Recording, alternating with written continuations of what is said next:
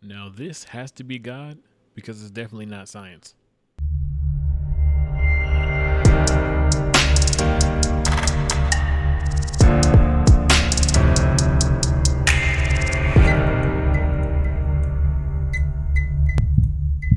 Welcome to Unifier TV, where truth has no fear.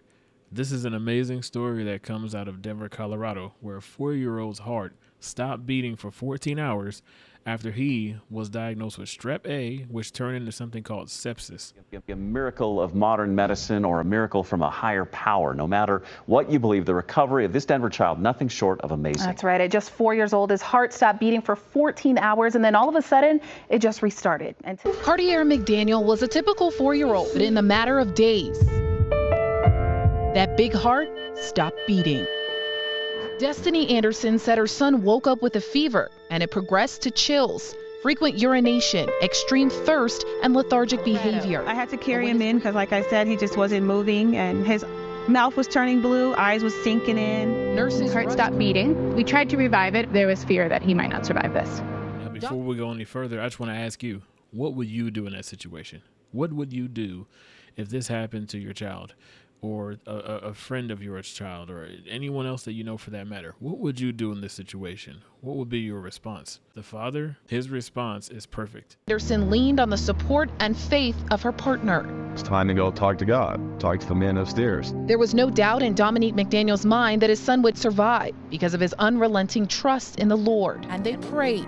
Doing it still. I'm thank you, God. I'm gonna keep saying I thank you. And prayed harder. Come touch his heart right now. Wake him up. Let him see him. Let them see who you are. Jesus, come now. Come now. Come show them. And his heart just restarted.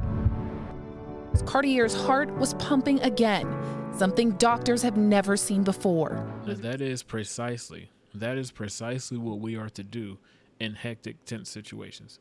We are to consult the man who has the answer for every situation, who has the power to give life where there is no life.